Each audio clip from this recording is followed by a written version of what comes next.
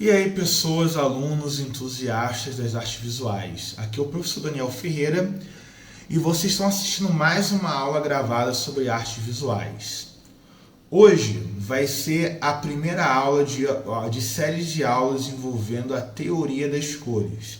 Aqui eu vou falar das questões mais básicas envolvendo a cor, não vou entrar em tantos detalhes, e à medida que as aulas forem avançando, eu vou estar detalhando melhor, falando melhor sobre cor, sobre suas características e suas aplicações na arte, ok? Hoje é só uma parte introdutória. Eu vou pedir que quem estiver assistindo possa curtir, compartilhar. Meus planos aqui, seja no Instagram, no YouTube, utilizar essas plataformas como uma espécie de propaganda / portfólio dos meus conhecimentos como professor de arte. Eu pretendo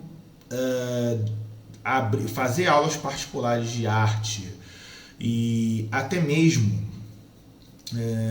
turmas, de forma online em um futuro próximo, talvez esse ano, talvez no ano que vem. E eu estou montando essas aulas como uma espécie de portfólio mesmo de propaganda, para que as pessoas possam avaliar não só meu conhecimento em artes, mas minha forma de ensinar, e possam estar decidindo se tem interesse ou não de estar aprendendo comigo, ok? Então eu peço que curta, compartilhe, fale com os amigos, conhecidos sobre isso, ok? Tudo bem. Então vamos começar. Introdução à teoria das cores. É bom deixar claro o seguinte: quando a gente está falando de arte, a arte, como qualquer matéria, ela tem sua parte teórica e tem sua parte prática. E aí, geralmente, quando a gente fala de ensino de arte, a gente fala mais da parte prática mesmo, de pintar, desenhar, tudo mais. Mas essa parte prática é norteada pela parte teórica, que é necessária para a gente estar aprendendo profundamente. Dessa parte teórica, que tem história da arte, teoria da forma, que seja, temos a teoria das cores, ou teoria da cor, tem esses dois nomes. O que seria a teoria das cores? A gente vai aprender sobre ela hoje nesses 4 tópicos. A teoria das cores, ela seria basicamente um conjunto de tudo que a gente conhece sobre a cor, sobre a sua origem, natureza e aplicação nas mídias visuais, e que são utilizadas, que esse conhecimento ele é utilizado para que a cor ela seja melhor aplicada em qualquer mídia visual, seja uma mídia artística, de design gráfico, de propaganda ou o que seja. Então a teoria das cores serve para a gente saber usar melhor a cor, simplificando bem. A teoria das cores ela é antiga, você tem artistas como Leonardo da Vinci já teorizando sobre a cor e sua natureza, mas a teoria das cores modernas, onde a gente entende a origem da cor, a relação que as cores têm com a luz, vem principalmente do século XIX, com a introdução de conhecimentos científicos à teoria. A teoria das cores, além da experimentação dos artistas, você também tem mão dos cientistas aí. A imagem que eu coloquei para ilustrar é uma representação do físico Isaac Newton, ok? Então, a teoria das cores é isso, ok? É esse conjunto teórico sobre a natureza e a aplicação das cores, tanto a partir da experimentação de artistas, quanto da experimentação de cientistas. Beleza? E aí tem vários livros sobre o assunto. Em aulas posteriores eu posso estar falando melhor sobre isso, estar recomendando. Mas, enfim, entendemos aqui.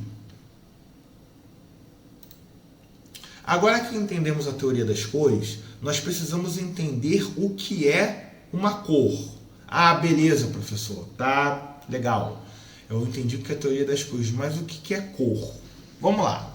Para a gente entender o que é a cor, antes de tudo a gente tem que entender o que é a luz. A luz ela é um tipo de radiação, ela é uma energia. Ela é uma energia, uma radiação que ela pode ter origem natural ou artificial, ela é produzida pelo sol, por fogueiras, velas, ou uma origem artificial, que é lâmpadas, por exemplo, é uma origem artificial. E ela é um tipo de energia que pode ser percebida pelos nossos olhos e ela se propaga pelo espaço. E ela se propaga muito rápido. A luz ela é um dos tipos de energia extremamente rápidos. A luz ela é tão rápida que, por exemplo, se você piscar o olho, esse tempo que você teve para piscar o olho foi o tempo em que a luz levou para poder dar várias voltas ao redor do planeta, umas 7 voltas, de tão rápida que a luz é.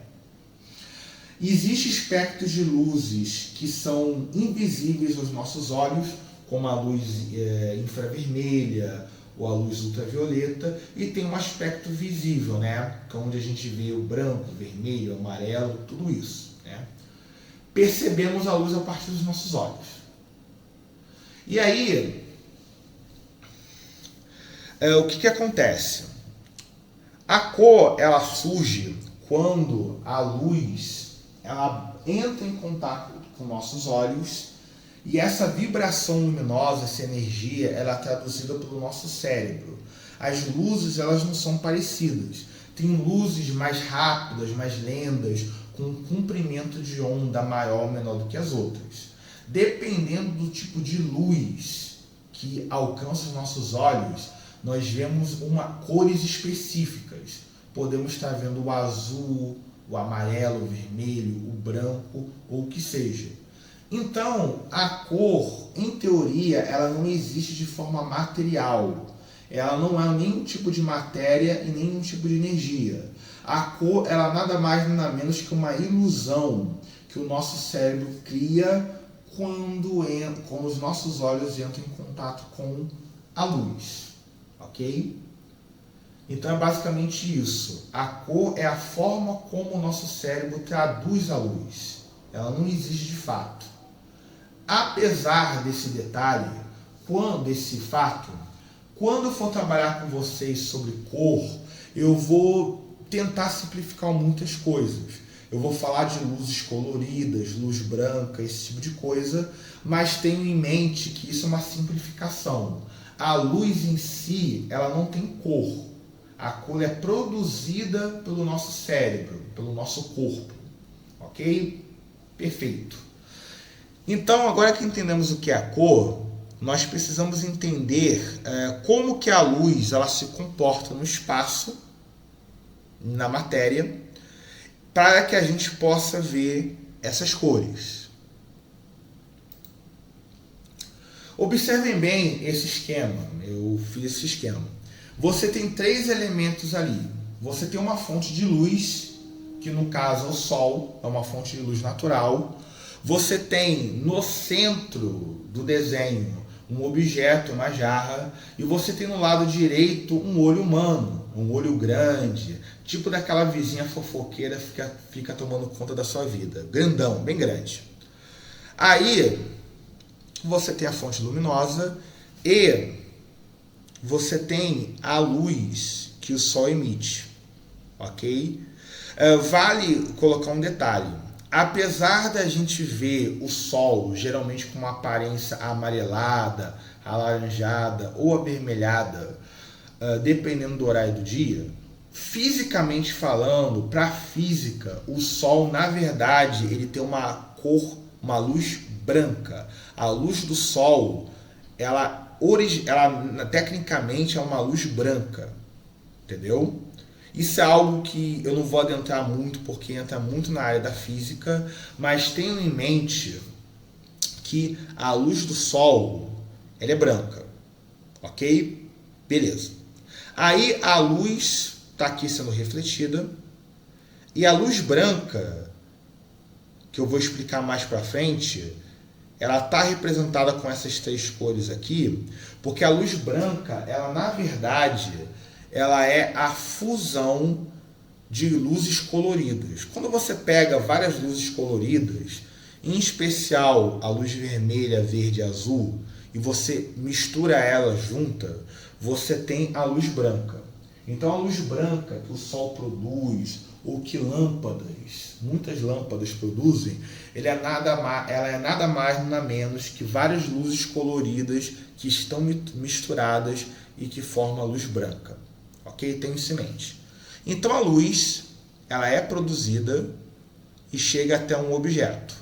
A luz que ela é emitida, ela vem de uma fonte luminosa, a gente vai chamar de luz emitida ou luz produzida. E essa luz viaja no espaço e chega até um objeto. O que acontece? Os objetos, eles têm a capacidade de refletir luz. Então, quando a luz ela atinge um objeto, como essa jarra, ela bate no objeto e depois ela é rebatida. Muito semelhante quando, por exemplo, uma pessoa está jogando ping-pong, não sei se alguém que está assistindo gosta, a bolinha ela é arremessada, ela bate na mesa e ela ricocheteia para um outro lado. É o mesmo esquema. Então imaginem uma bolinha de ping-pong. A luz ela vem de uma fonte natural artificial, encosta no objeto e esse objeto reflete essa luz. E essa luz é chamada de luz refletida. Essa luz ela é refletida, ela continua viajando no espaço até que ela chega no olho humano, chega nos nossos olhos. E aí quando chega nos nossos olhos, os nossos olhos eles repassam essa informação para o cérebro e o cérebro faz com que a gente perceba o objeto que está refletindo a luz, podendo distinguir forma, cor e volume dele. Então, basicamente, nós vemos os objetos porque os objetos eles conseguem refletir a luz. Ou seja, a luz bate no objeto, esse objeto reflete a luz é absorvida pelos nossos olhos e quando isso acontece, nós conseguimos perceber a aparência do objeto que está refletindo ela. É assim que a nossa visão funciona. Um exemplo clássico disso, por exemplo, é a Lua. A Lua, ela não produz luz. Todos nós aprendemos isso na escola. A luz do Sol bate na Lua, ela reflete essa luz e essa luz chega até a gente. Por conta disso, a gente olha e vê assim, nossa, a Lua está ali. Mas quando, por exemplo, é a época de Lua nova, onde a luz do Sol ela não está atingindo a Lua, ela some. A gente não vê ela. Da mesma forma que isso acontece com a Lua, isso acontece com outros objetos, com qualquer objeto. Com uma jarra, com celular, com ventilador, com pessoas. A gente consegue ver esses elementos porque eles refletem a luz. E a gente absorve essa luz. Se esses objetos eles não conseguissem refletir luz, se as pessoas não conseguissem refletir luz, se a jarra que está no exemplo não refletisse luz, se a mesa não refletisse luz, se nada refletisse luz, ou todos esses objetos iam ser totalmente escuros, pretos, nós íamos ficar na completa escuridão, ou ia ficar tudo invisível. O ar, por exemplo, os gases, como oxigênio, gás carbônico ou o que seja, a gente não consegue ver eles justamente porque a luz ela passa direto por esses elementos. E aí a gente não consegue ver eles. Beleza? Então, recapitulando. A luz ela é produzida, ela viaja, ela bate um objeto, esse objeto reflete a luz é absorvida pelos nossos olhos, vai até o nosso cérebro e por conta disso a gente consegue ver o objeto. A gente consegue ver tanto os objetos que refletem luz quanto os objetos que emitem luz. Tanto é que lâmpadas e o Sol a gente consegue ver também. Beleza? Show! Qualquer dúvida é só colocar nos comentários do vídeo. Agora vamos lá, gente. Eu falei para vocês que a luz branca é o resultado da mistura de luzes coloridas. Em especial a luz vermelha, a verde e a azul, que são as cores primárias da luz. Ok? E também, só que da mesma forma como a luz, ela pode ser misturada para poder formar outras luzes coloridas e a luz branca, a luz ela também tem a capacidade de ser dividida, de ser decomposta, ok? E aí o exemplo mais claro disso é com o fenômeno do arco-íris. O arco-íris ele surge quando está chovendo e o sol está aparecendo simultaneamente com a chuva. Quando a luz do sol, que devemos lembrar que fisicamente ela é branca, ela atinge as gotículas de água que está na atmosfera por conta da chuva, ela se divide, ela é decomposta, aquela luz branca, a água ela pega todas as luzes coloridas que estão dentro da luz branca e divide, formando 7 espectros luminosos diferentes que a gente chama de arco-íris. Algo semelhante acontece quando, por exemplo, a pessoa está naquele chuveirinho, né, que no verão é muito popular, principalmente entre as crianças. A pessoa está no chuveirinho, aí bate aquele sol forte na água e fica aqueles arcos coloridos ali na água. É parecido, que a luz do sol está batendo na água do chuveirinho e ela está sendo decomposta, ok? Então a luz ela tem essa propriedade. Só que da mesma forma como a luz ela bate na água, seja do chuveirinho ou seja da chuva, e ela pode ser dividida, algo semelhante acontece com objetos físicos, materiais. Aqui eu coloquei 2 exemplos. Eu coloquei uma jarra vermelha e coloquei uma jarra azulada. Aqui está vendo a luz branca, com as luzes que estão dentro dela. E a luz está batendo. Só que aqui o que acontece? A luz branca ela está sendo composta dessas 3 cores, vermelho, azul e verde azul. Só que esse jarro aqui, ele não consegue refletir a luz branca toda. Ele só está conseguindo refletir a parte avermelhada da luz branca. Então o que acontece? A luz verde e a luz azul, a parte verde e azul, elas são absorvidas pelo objeto e a parte avermelhada da luz branca, ela é refletida. E essa parte refletida é o que chega nos nossos olhos e a gente percebe. Então, quando a gente olha esse objeto, como ele só consegue refletir a parte vermelha da luz branca, então a gente enxerga esse objeto vermelho. O outro exemplo aqui, a luz branca está vindo e está atingindo esse jarro. Só que esse jarro não consegue refletir a parte vermelha da luz branca, nem consegue refletir a parte verde. Ele só consegue refletir a parte azul. Então, vem a luz branca, a parte vermelha fica retida, a parte verde fica retida, mas a parte azul ela é refletida. Ok? E aí, então, quando essa luz refletida ela chega nos nossos olhos, a única cor que vemos no objeto é a cor azul. Ok? Então, por mais que os objetos eles tenham a capacidade de refletir, os objetos visíveis, eles tenham a capacidade de refletir a luz, essa capacidade deles não é igual. Alguns objetos conseguem refletir mais luz e outros conseguem refletir menos luz. E essa capacidade de refletir mais ou menos luz que determina qual vai ser a cor dele. Se ele vai ser amarelo, azul, vermelho. Ok? Muito interessante isso, né? Então, a cor, a gente consegue ver a cor por 2 motivos.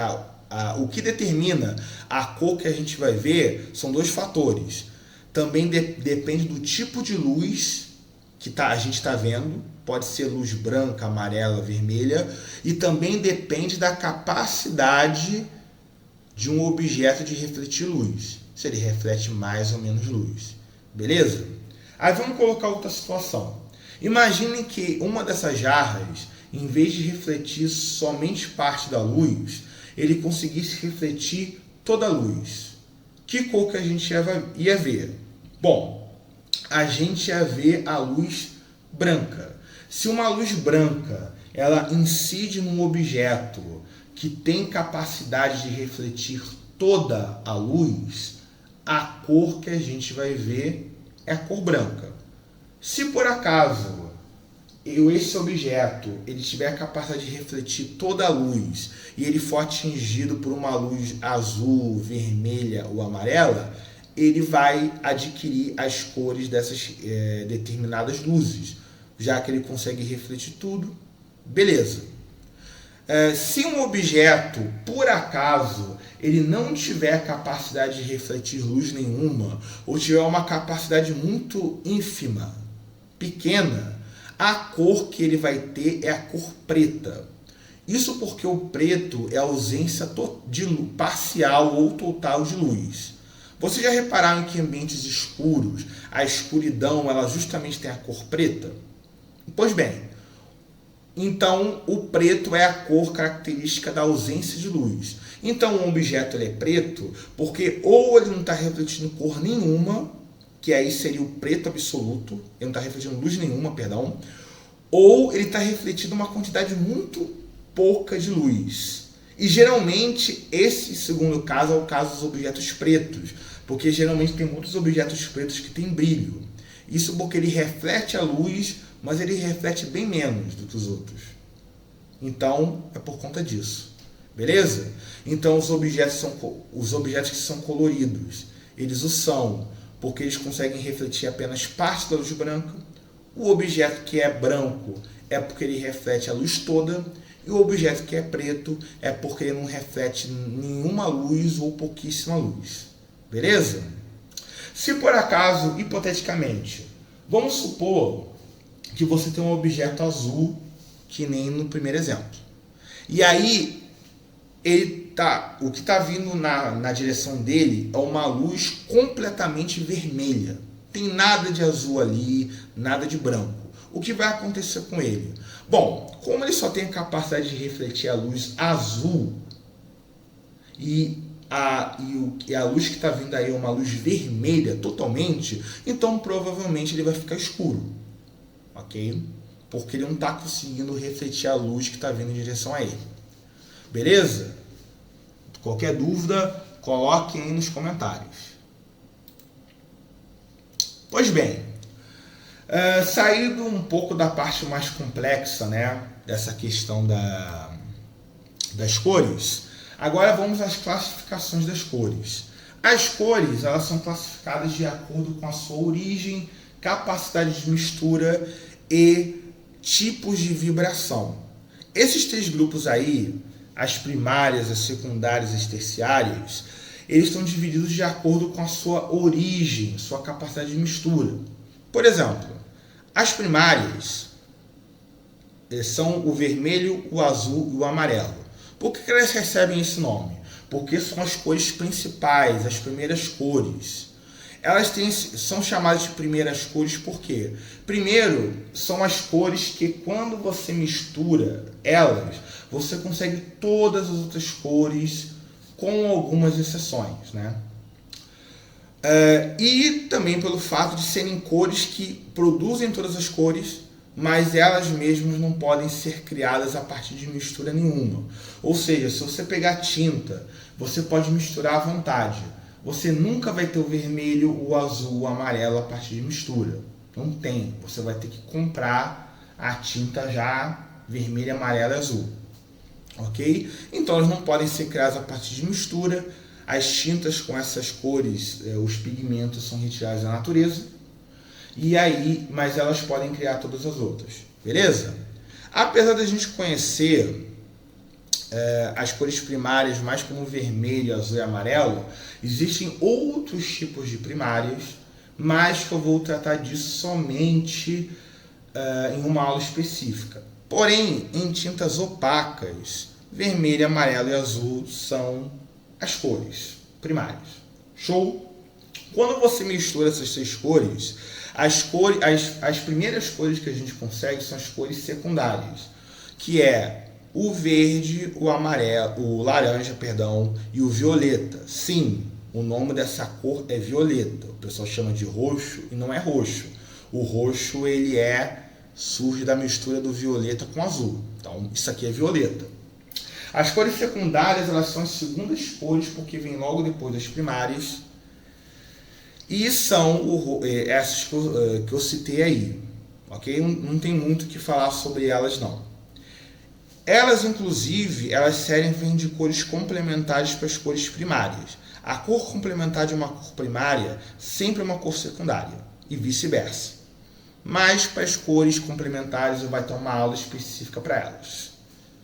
Quando você mistura as primárias com as secundárias, você tem logo em seguida as cores terciárias.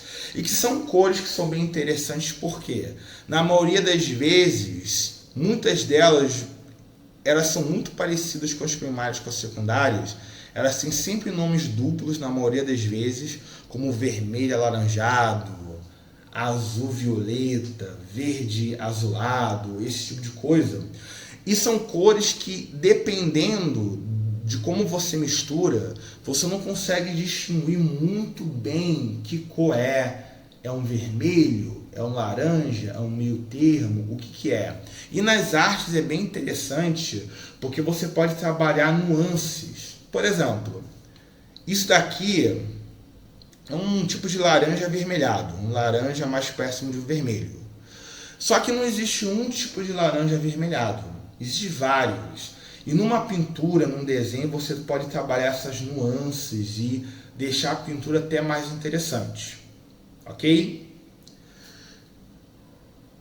Aí temos um laranja avermelhado, um azul esverdeado ou ciano, e você tem um violeta mais avermelhado. O pessoal chama isso aqui de magenta ou rosa choque.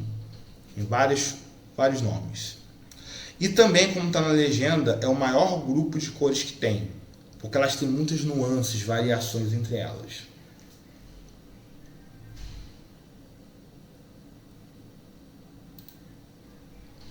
Vamos lá. Depois temos as classificações de acordo com o nível de vibração de uma cor. Caramba, professor, só nome difícil, hein? Não, vibração é um nome legalzinho, nome fácil. O que seria vibração? É quando você olha para uma cor, aí as cores elas têm níveis de claridade diferentes, características muito específicas dela. A vibração estaria ligado à sensação particular que a cor te desperta quando você olha para ela. Ok? Você pode olhar para uma cor, dar a sensação de energia, de alegria. Quando você olha para uma outra, uma sensação de calma, de tranquilidade. Então a vibração da cor tem a ver com a sensação que a cor te desperta quando entra em contato com seus olhos. E aí você pode dividir em 3 grupos: quentes, frias e neutras. As cores quentes, como o nome já diz, são aquelas que quando você olha, dá a sensação de quentura, algo que remete ao sol, ao fogo, e que também pode dar passar a ideia de energia, de luminosidade. Não por consequência, depois do branco, essas são as cores mais claras do espectro luminoso. As frias, elas são o oposto das cores quentes. As cores frias são aquelas que quando você olha, dá a sensação de calma, tranquilidade, frieza. E são as cores mais escuras depois do preto. Ok? As quentes são o amarelo, o laranja e o vermelho.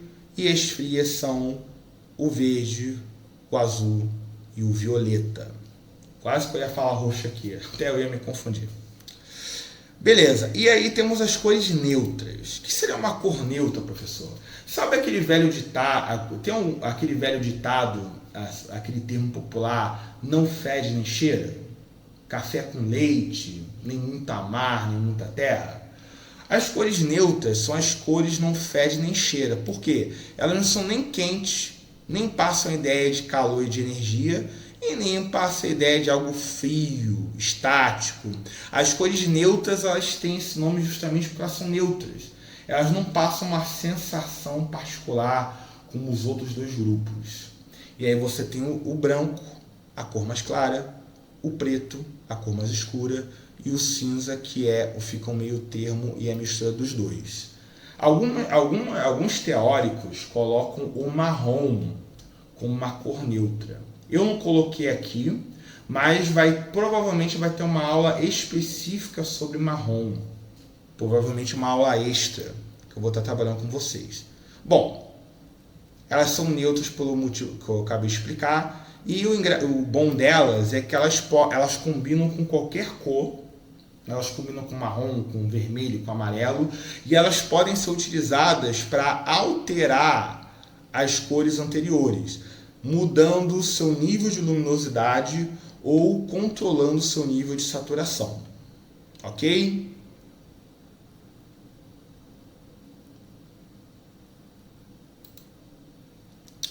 Agora vamos às propriedades da cor. Nós entendemos o que é a cor, entendemos a origem dela, entendemos os tipos, e agora vamos entender as propriedades. As propriedades seriam as características da cor, os elementos que constituem a cor.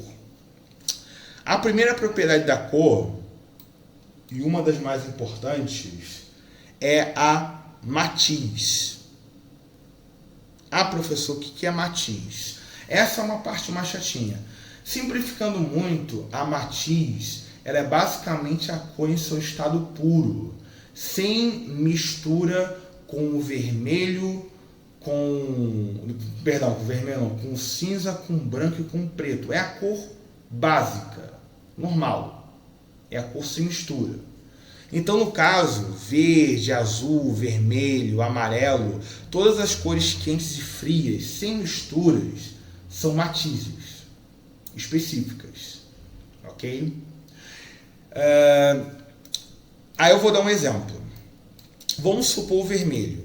Eu pego o vermelho e misturo o vermelho com branco, misturo ele com preto, depois misturo com cinza.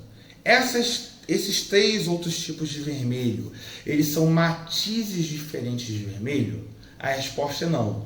Por quê? Porque quando você olha para essas 3 cores novas, o rosa, o vermelho escuro ou o vermelho acinzentado, você repara que as 3 elas têm origem numa mesma cor, que é o vermelho. Ok? Então, a mesma coisa se eu alterasse o azul ou verde, embranquecendo, escurecendo ou acinzentando ele. Vai continuar sendo verde. Você bate o olho e fala, caraca, isso é azul. Ou caraca, isso aqui é verde. Então, basicamente isso. Matiz é a cor em seu estado puro. Então, quando você vai lá na paleta de cores, no círculo cromático, e você vê mais de um vermelho, por mais que sejam cores diferentes, todas elas pertencem a uma mesma matiz, uma mesma família, que é a matiz do vermelho. Ok? Então, não confundir matiz com a cor. A matiz é a cor em seu estado puro. Ok? Você pode ter várias cores e que pertencem a uma mesma matiz. Eu vou pegar, por exemplo, isso daqui. Isso daqui é violeta. Isso aqui é um violeta mais acinzentado. Isso é um violeta mais acinzentado ainda. Apesar de serem cores diferentes, esses dois aqui, eles derivam desse daqui, que é o violeta original. Então, por mais que esses 3 aqui sejam cores diferentes, eles são da mesma matiz. Ok? Os 3 são violeta. Pegaram? Espero que sim. Aí, já nesse embalo aqui, vamos à saturação. O que é saturação? A saturação é o nível de vibração, da pureza da vibração de uma matiz, da matiz de uma cor mais específico. Eu não falei para vocês que a matiz ela é a sua cor em seu estado puro? Sim. Então, quando a cor está em seu estado puro, seja uma cor quente ou seja uma cor fria, ela mantém sua vibração original. As cores quentes passam a ideia de quentura, animação, energia, claridade, e as cores frias fazem o oposto. Só que, quando Só que quando essa cor ela vai perdendo a sua vibração, ela vai desbotando e ficando cada vez mais próxima do cinza, ok? Essa diferença de vibração entre a cor mais pura, mais vibrante e a cor mais desbotada, mais próxima de cinza, a gente chama de saturação. Quando a cor está com a sua matiz original, pura, vibrante, a gente fala que é uma cor saturada. Quando ela está mais próxima do cinza, a gente fala que é uma cor insaturada. E aí tem níveis de saturação. Aqui, por exemplo, o violeta está saturado, porque está com a sua matiz original. Aqui ele está mais insaturado e aqui está mais insaturado ainda, próximo do cinza. Ok? Isso significa que cores neutras como o cinza, eles não têm uma matiz. Cores neutras não têm matiz. Ok? Porque como eles são neutros, eles não passam uma vibração nem quente nem fria. Eles são neutros, eles estão ali. Ok? Eles são naturalmente, o branco, o preto e o cinza são naturalmente insaturados. Alguns teóricos colocam a cor mais próxima do branco e do preto também como uma cor insaturada. Mas aqui vamos deixar somente mais próximo do cinza para não confundir. Beleza? E a terceira, mas não menos importante, última propriedade da cor é o valor ou tonalidade. O engraçado é que essa propriedade da cor, ela pode ter mais de um nome. Ela pode ser chamada de valor, ela pode ser chamada de tonalidade, ela pode ser chamada de luminosidade e assim sucessivamente. E aí, o que seria o valor? O valor é o nível de luminosidade de uma cor. As cores, elas possuem níveis de luminosidade. Isso significa que as cores, tem cores que são mais claras e outras que são mais escuras. Por exemplo, o branco é mais claro que o preto e o preto é mais escuro que o branco. O amarelo é mais claro do que o violeta. O laranja, o azul é mais escuro que o laranja. Por exemplo, o verde é mais escuro que o vermelho, assim sucessivamente. Então, cada cor tem o seu nível de luminosidade diferente. E isso está ligado àquilo que eu falei para vocês, de como a gente percebe as coisas nos objetos. A cor do objeto varia de acordo com o nível de luminosidade que ele consegue refletir. Ok? O objeto branco é aquele que reflete toda a luz, mais luz. O preto que não reflete luz nenhuma ou quase luz nenhuma. E os outros seriam intermediários. Ok? Então, cada cor tem um nível de luminosidade, um nível de reflexão da luz diferente. Então, as cores têm um valor diferente cada uma. Eu vou colocar aqui no gráfico. Por exemplo, vou voltar ali.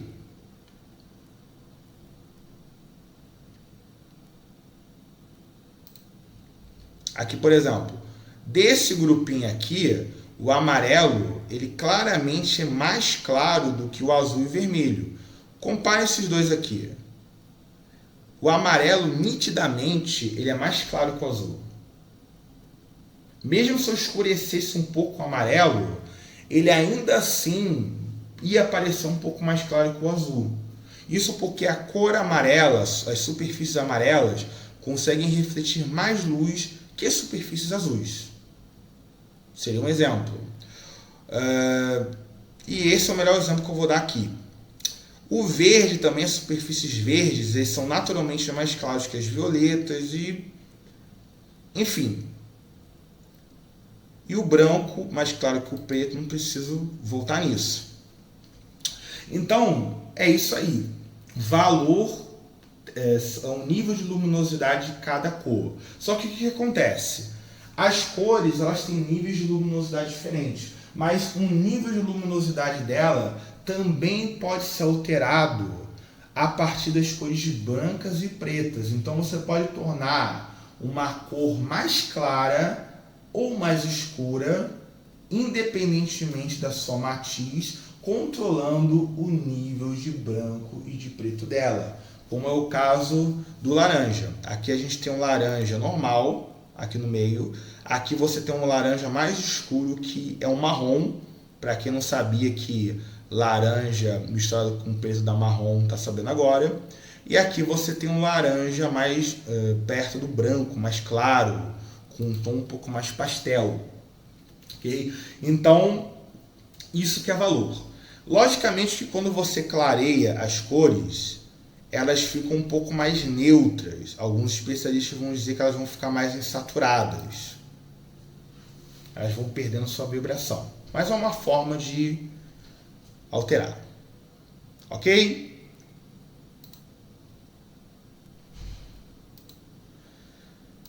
Então, gente, é isso aí. É essa aula que eu tinha para falar com vocês. Eu espero que vocês tenham gostado. Isso é apenas uma introdução.